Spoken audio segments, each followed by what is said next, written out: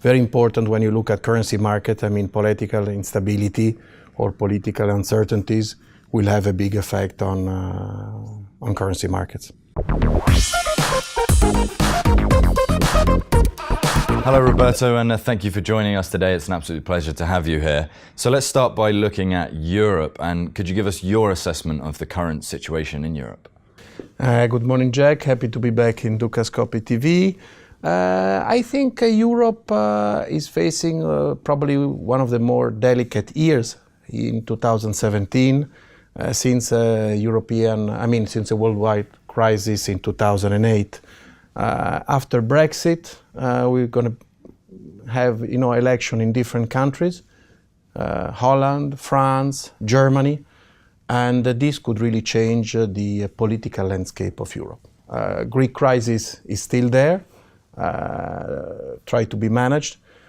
And I think that Italy is going to be really the elephant in the room. I mean, the Italian situation is very delicate. We have a political crisis going on, with change in governments that cannot take any kind of reform. And then we have a very weak banking system. We had, the bailout of Monte dei Paschi di Siena, the third bank in Italy.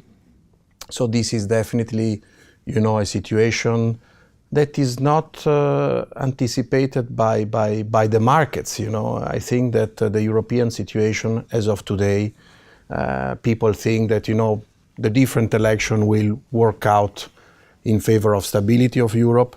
And my belief is that instead we're going to have some surprises, and that we have really to look at Italian situation as important, how to see how it's going to be evolving. Unfortunately, I'm not very positive about the outcome. So this is, very important when you look at currency market. I mean, political instability or political uncertainties will have a big effect on currency markets. So you mentioned currency markets there. Could you look more specifically at the euro and potentially the US dollar as well, and other currencies, and what you sort of predict in the next few months in the short term? Yes.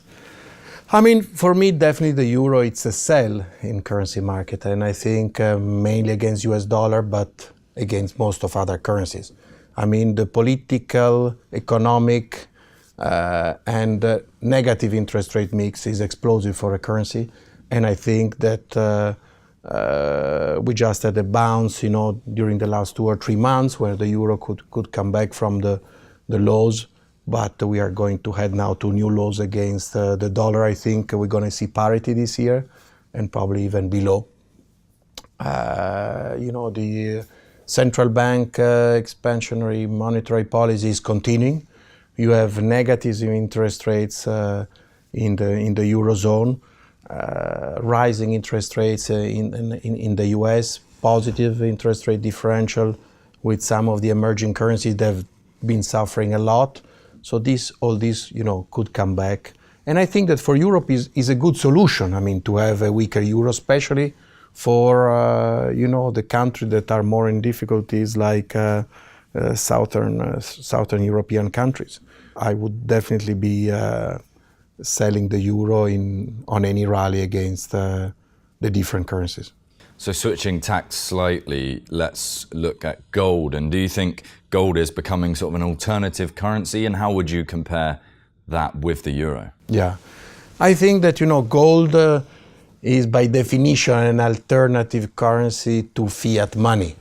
And, the very aggressive monetary policies around the world in these last few years, I think that are creating the best situation for gold in the next 12 to 18 months. I think that after a correction that lasted more or less 5 years in gold prices, gold is going to have a big run-up very soon, and especially against the euro. I think that against the euro, we're going to see, now we are trading around 1,165, and we should go up and test the high at 1,350 and probably break it and go much above. As the euro is going to be the weaker currency, and gold is going to rise even against the dollar. So we are quite positive on gold and even silver.